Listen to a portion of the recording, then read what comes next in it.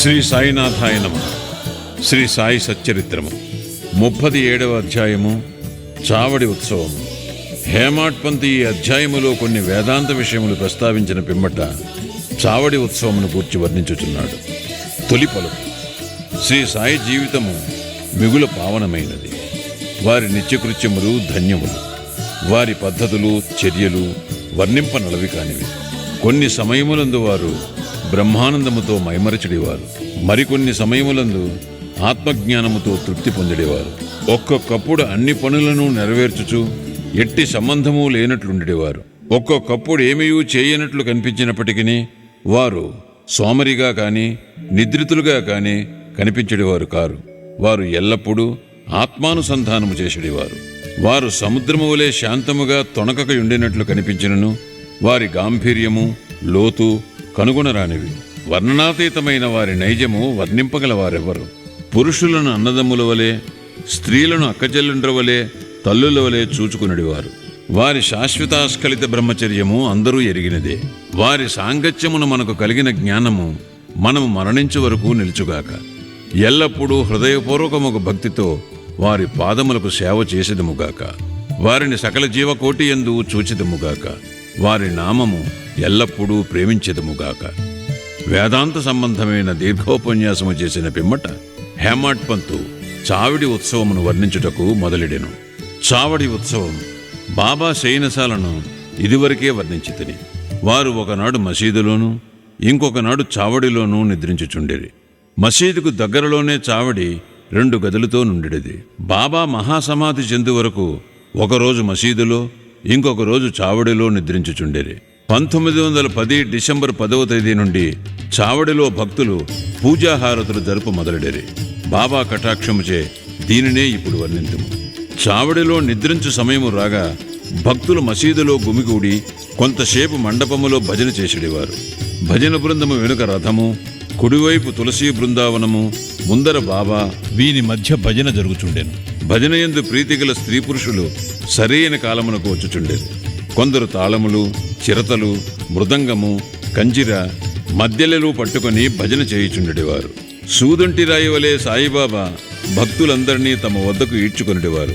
బయట బహిరంగ స్థలములో కొందరు దివిటీలు సరిచేయుచుండిరి, కొందరు పల్లకిని అలంకరించుచుండిరి, కొందరు బెత్తములను చేత ధరించి శ్రీ సాయినాథ మహారాజుకి జై అని కేకలు వేయుచుండేది.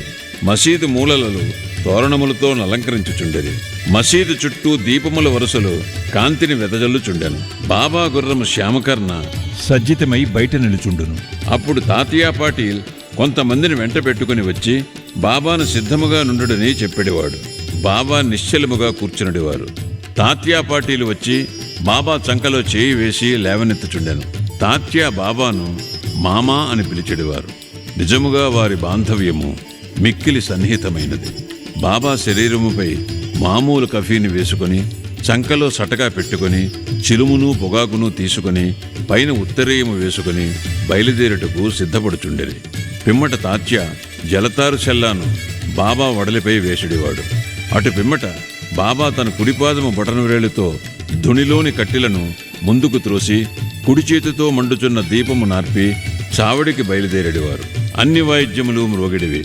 మతాబా మందు సామాను అనేక రంగులు ప్రదర్శించుచూ కాలిడివి. పురుషులు స్త్రీలు బాబా నామము పాడుచు మృదంగము వీణల సహాయముతో భజన చేయుచు ఉత్సవములో నడుచుచుండేది. కొందరు సంతసముతో నాట్యమాడుచుండేది. కొందరు జెండాలను చేత పట్టుకొనిచుండేది. బాబా మసీదు మెట్లపైకి రాగా బాల్దారులు శ్రీ సాయినాథ్ మహారాజుకి జై అని కేకలు పెట్టుచుండేది. బాబాకు ఇరుప్రక్కలా చామరములు మొదలుగునవి పట్టుకుని విసురుచుండేది. మార్గమంతయు అడుగులకు మడుగులు పరిచిడేవారు. వానిపై బాబా భక్తుల కేళూతతో నడిచిడేవారు. తాత్యా ఎడమ చేతిని, మహల్షాపతి కుడి చేతిని, బాపు సాహెబ్ జోగ్ శిరస్సుపై ఛత్రమును పట్టుకునడివారు. ఈ ప్రకారముగా బాబా చావడికి పైన మగుచుండెను. బాగుగాను పూర్తిగాను అలంకరించిన ఎర్రగుర్రం శ్యామకర్ణ దారి తీయుచుండెను. దాని వెనుక పాడిడేవారు, భజన చేయువారు, వాయిద్యములు మ్రోగించువారు భక్తుల సమూహముండెడది.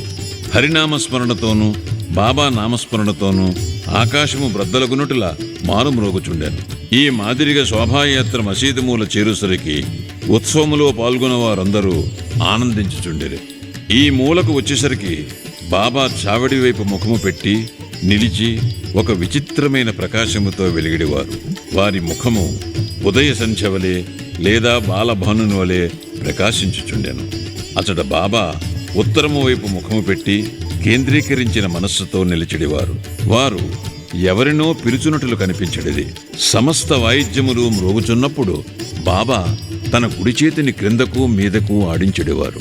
అట్టి సమయమున కాకాసాహెబ్ దీక్షిత్ ముందుకు వచ్చి ఒక వెండి పళ్ళెములో పువ్వులు గులాల్ పొడిని తీసుకుని బాబాపై పెక్కుసార్లు చల్లుచుండెను. అట్టి సమయమంతు సంగీత వాయిద్యములు వాని శక్తి కొలది ధ్వనించుచుండెను. బాబా ముఖము స్థిరమైన ద్విగుణీకృత ప్రకాశముతోడను సౌందర్యముతోడను వెలుగుచుండెను. అందరూ ఈ ప్రకాశమును మనసారా గ్రోలుచుండెరి.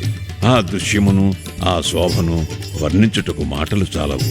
ఒక్కొక్కప్పుడు ఆనందమును భరించలేక మహల్సాపతి దేవత ఆవేశించిన వాని వలె నృత్యము చేయువాడు. కాని బాబా యొక్క ధ్యానము ఏమాత్రమూ చెదరకయుండెడిది.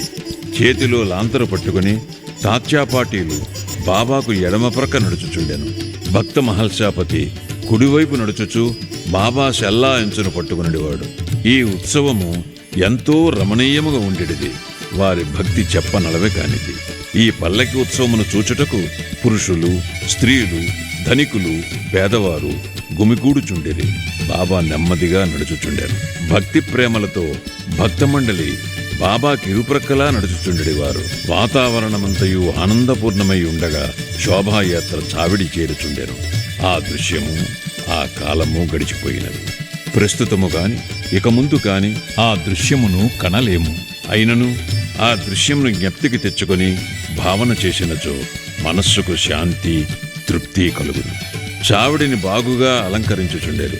దానిని తెల్లని పైకప్పుతోనూ నిలువుటద్దములతోనూ అనేక రంగుల దీపములతోనూ వేలాడగట్టిన గాజు బుడ్డీలతోనూ అలంకరించుచుండేది.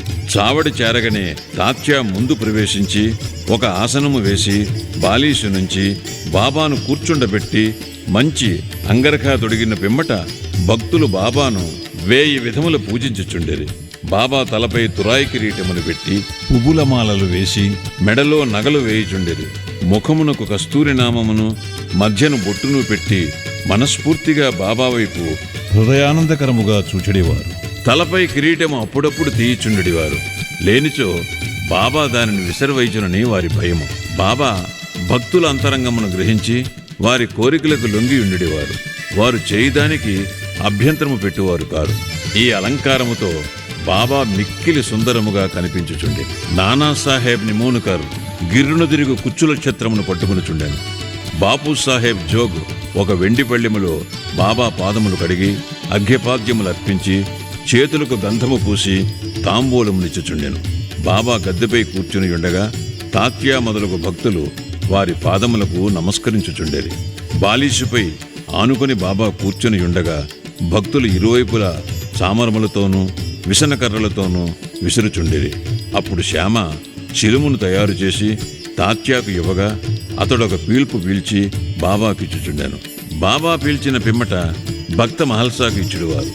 తదుపరి ఇతరులకు లభించుచుండెను. జడమగు చిలుము ధన్యమైనది. మొట్టమొదట అది అనేక తప పరీక్షలకు ఆగవలసి వచ్చాను.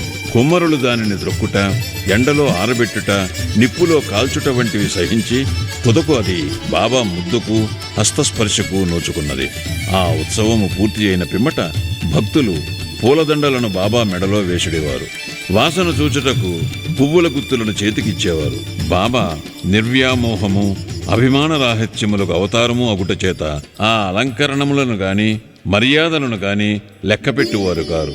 భక్తులందు అనురాగముచే వారి సంతుష్టి కొరకు వారి ఇష్టానుసారము చేయుటకు ఒప్పుకొనుచుండేది. ఆఖరుకు బాపు సాహెబ్ జోగ్ సర్వలాంఛనములతో హారతినిచ్చువాడు. హారతి సమయమున భాజా భజంత్రి మేళతాళములు స్వేచ్ఛగా వాయించువారు. హారతి ముగిసిన పిమ్మట భక్తుల ఆశీర్వాదమును పొంది బాబాకు నమస్కరించి ఒకరి తరువాతనొకరు తమ తమ ఎండ్లకు పోవుచుండెరి. చిలుము, అత్తరు, పన్నీరు సమర్పించిన పిమ్మట తాత్యా తన ఇంటికి పోవుటకు లేవగా బాబా ప్రేమతో అతనితో ఇట్లనెను: నన్ను కాపాడుము, నీకిష్టమున్నచో వెళ్ళుము. కాని రాత్రి ఒకసారి వచ్చి నా గూర్చి కనుగొనుచుండుము. అట్లనే చేయుదననుచు తాత్యా చావిడి విడిచి గృహమునకు పోవుచుండెను. బాబా తన పరుపును తానే అమర్చుకునివారు. 50-60 దుప్పట్లను ఒకదానిపై ఇంకొకటి వేసి దానిపై నిద్రించువారు. మనము కూడా ఇప్పుడు విశ్రమించదము. ఈ అధ్యాయమును ముగించకముందు భక్తులకొక మనవి. ప్రతిరోజు రాత్రి నిద్రించుటకు ముందు సాయిబాబాను వారి చావడి ఉత్సవమును జ్ఞప్తికి తెచ్చుకొనవలెను. శ్రీ సాయినాథాయ నమః. 37వ అధ్యాయము సంపూర్ణము. సద్గురు శ్రీ సాయినాథార్పణమస్తు.